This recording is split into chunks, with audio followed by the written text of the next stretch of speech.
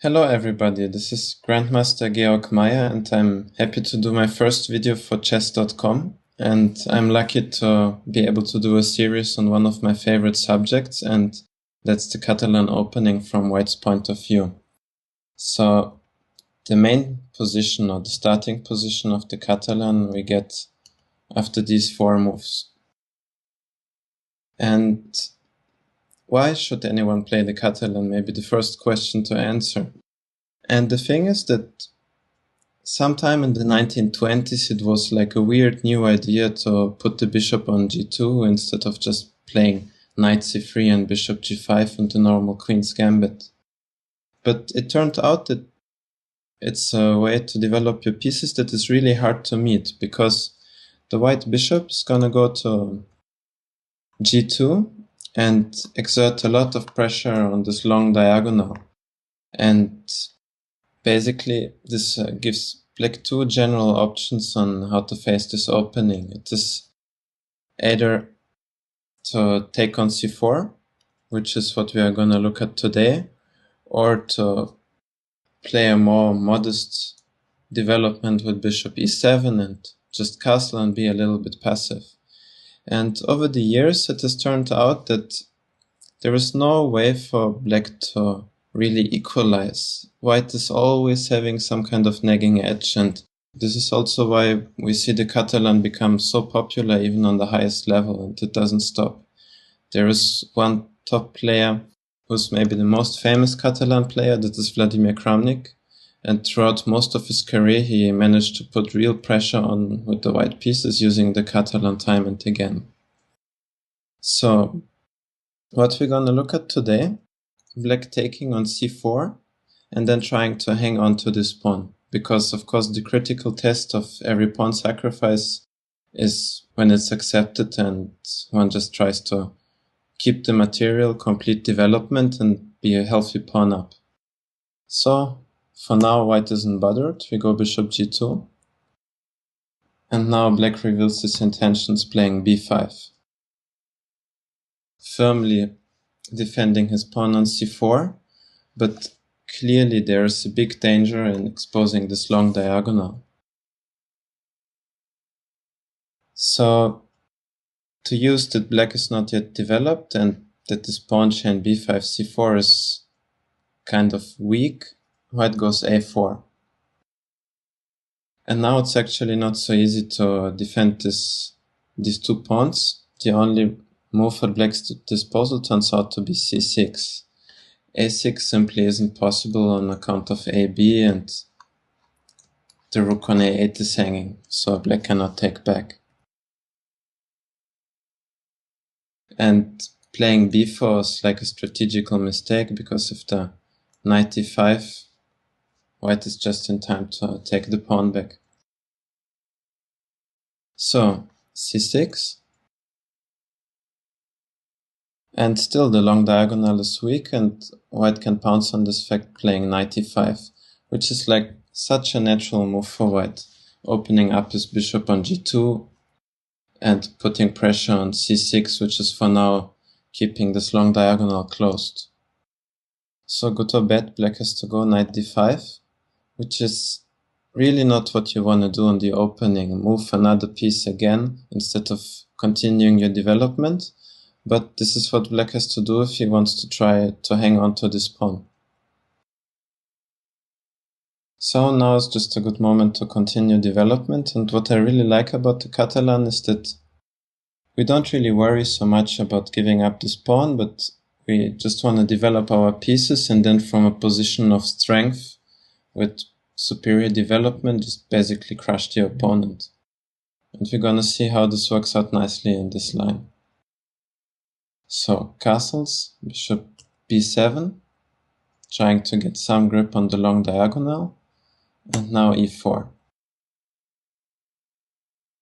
And we see that having blocked the long diagonal with knight d5, basically Black had to make a concession of losing more time, since it invited e4 with gain of tempo.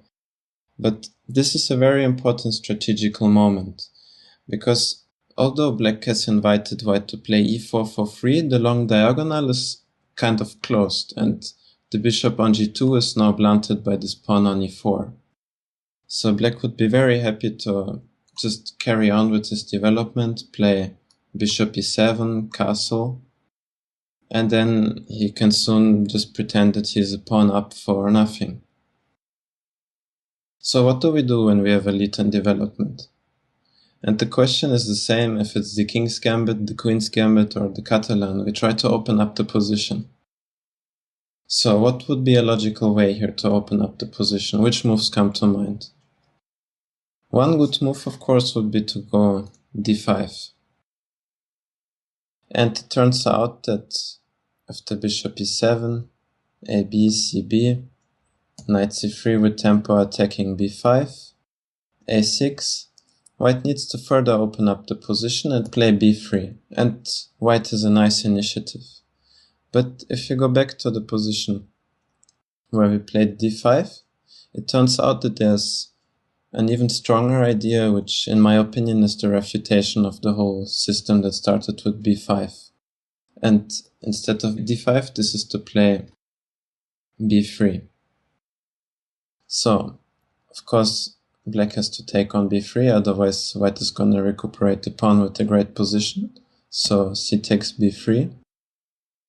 And now we want to open up the position to the maximum. So ab, cb, and queen b3 comes with tempo now. b5 has to be protected, so black goes a6. And now, of course, what is the next step in opening up the position further? Now is the time for d5. And if we count material at this point, of course white is a pawn down, but let's look at the developed pieces. First of all, white's king is of course safe already, so the rook on f1 is about to join the game, the queen on b3 is already active, the knight on e5 of course, the bishop on g2, and what does black have? A knight on f6 and a bishop on b7, and he's facing the immediate prospect of his king side being ripped open by d5 takes e6. So if we count material in that way, maybe white is for now like 2 pieces up. But this means also that we have to act decisively and get something out of this superior development. So let's look first at e takes d5, which of course is answered by e d5, opening up the e-file. And the rook will be soon able to annoy the black king from e1. But just going further, bishop takes d5. Now, of course, it would be wrong to take on d5 because of the queen d5. Black gets a queen out, threatening more exchanges. And as the e-file has just been opened, we should use this with tempo and play queen e3. And now it's actually very difficult for black to find a defensive move at all, because bishop e7, which is natural, is just met by rook d1. And there is just too much pressure already, and black is gonna lose a piece on d5. So instead, black has to go queen e7, but such an artificial move just cannot be any good. We continue attacking with tempo, bishop a3, queen e6, and another heavy piece onto the e-file. And here white is eventually going to pick up some serious material, because sooner or later the queen is going to be removed from e3 and threaten even just a modest knight d3 or any other knight move, picking up a lot of material on the e-file. So it turns out that e d5 is kind of suicidal, and instead black has to find ways to further his development. There's been a very high-level game between Anish Giri and Alexander Morozevich, which featured bishop d6, and as I said, white needs to act really decisively before black gets to complete his development, and he just went for knight f7. King f7, d takes e6, king e8. Now of course the king is a cause of concern for the rest of the game. It cannot castle anymore and is seriously restricted by the white pawn on e6. And we throw more fuel into the fire with e5. bishop takes g2. And one thing that is really important in the attack is not to slow down too early. Of course, sometimes there is just a moment to pick up material to decide the game.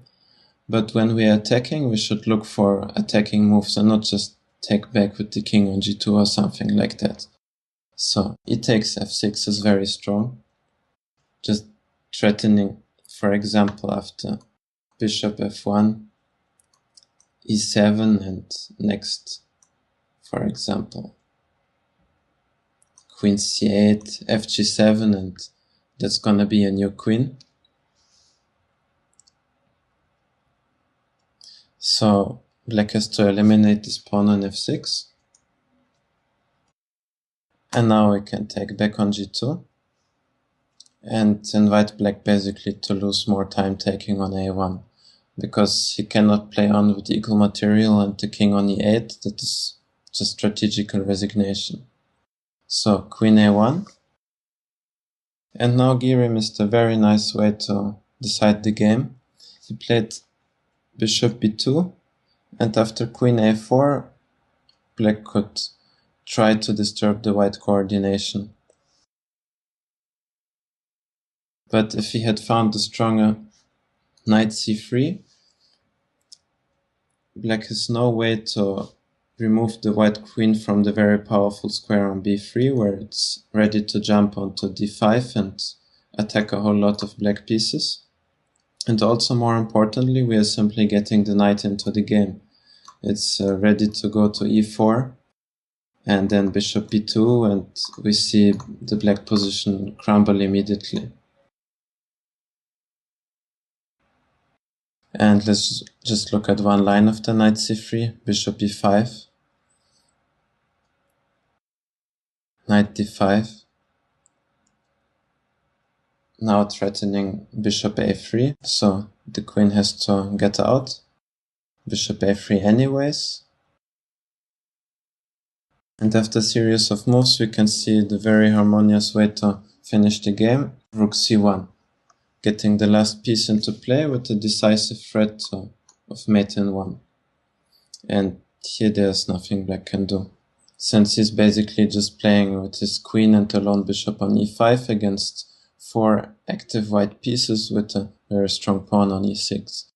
So it should never surprise you at all that white is just completely winning, since he's playing with like 3 pieces up. So let's get back to the moment where black went bishop d6.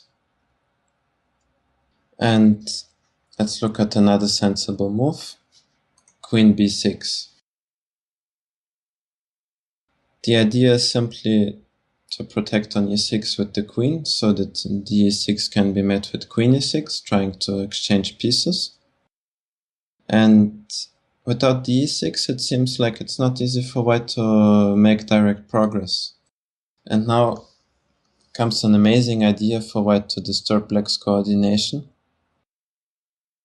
which is why I chose the game that we are following until now. It's an old game from some Soviet masters in the 80s. And here white went knight c4. The point being, of course, that the queen on b6 is not protected, so b takes c4 is impossible. And after queen c7 in the game, white was rerouting the knight to a5, putting huge pressure on the long diagonal again, because if the bishop on b7 disappears, then the bishop on g2 is gonna become a monster, and white just needs to clear the long diagonal of his pawns to decide the game. So much more testing than queen c7 would have been queen d4. And as I said before, when we are attacking and so much more active and well developed with our pieces, we should not slow down unless we really have to. And the way to continue development and putting pressure on black is to go knight a3.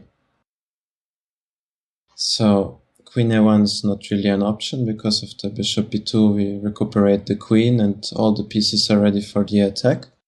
So black takes on a3. Now this is a serious concession because we'll get a very strong dark squared bishop. And now white is playing knight a3 and getting ready to bother the black queen with bishop b2. So in case of queen a1, bishop b2, black has to give up the queen, king f1. And now again all white's pieces are on the game, threatening to open up the position with either knight takes b5 or d takes e6. And if black goes e d5, then the black pawn structure on the king's head is gonna be shattered forever. And this position is kind of strategically winning because of the knight d7, queen e3. The black king cannot castle. And the white knight is about to look at all the weak squares in black's position. And eventually black will just not be able to defend his king anymore. So of course instead of knight d7, castles would come to mind. But then knight c4 almost puts an end to black's resistance, because taking is impossible, losing too much material. And if the knight is allowed to go to d6, then it's just gonna get very close to the black king eventually, with f5 in sight and the white queen quickly swinging over to give mate. While a lot has happened in, for example, the last line we've looked at, it's kind of natural that all the time we have to transform our advantage. So when we exchange something, of course, we, like on f6, we want to get something serious in return, like shattering the black king's pawn shield in front of him, and then there will be no defense in the long run. But otherwise, we just try to attack with all the energy we have and not to go backwards or make exchanges. It's quite instructive what happened in the game after knight c4, and not queen d4 but queen c7. White went knight a5, and now facing the threat of knight b7 and subsequent opening of the long diagonal, black decided to close the position. And of course, closing the position sounds good when you're still a pawn up and trying to finish development. But now let's do again some creative counting of material. Of course, black is his pawn up, but what about the rest of the pieces? We see that black has developed the bishop on b7 and the knight on f6. And what they are doing, they're basically biting on granite in the form of the white pawn chain on e4 and d5.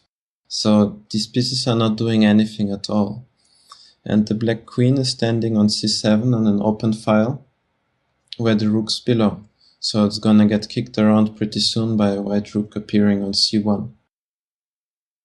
And after my last comment, the next white move is really natural, just continuing development and getting ready to occupy the c file. So black of course has to continue development too. Now white went rook c1, and white is about to fully complete his development and then again have a situation where he's basically playing with a couple more pieces in the game.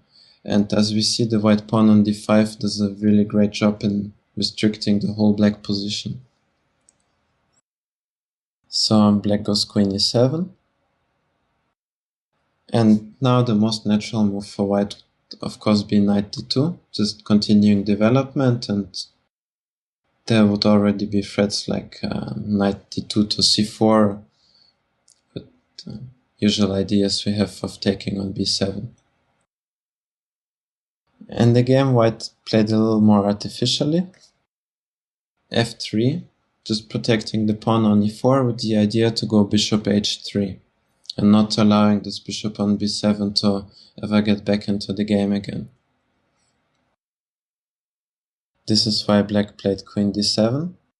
And here actually white could have played bishop h3 anyways, because queen h3 would be met by knight b7. And now actually black cannot really defend, since queen d7 is met by take and rook c8, picking up a whole rook.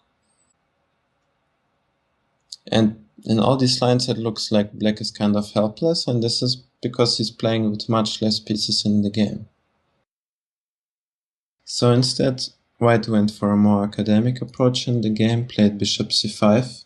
He just wanted to exchange the bishop on d6 because it's controlling the entry square on the c file.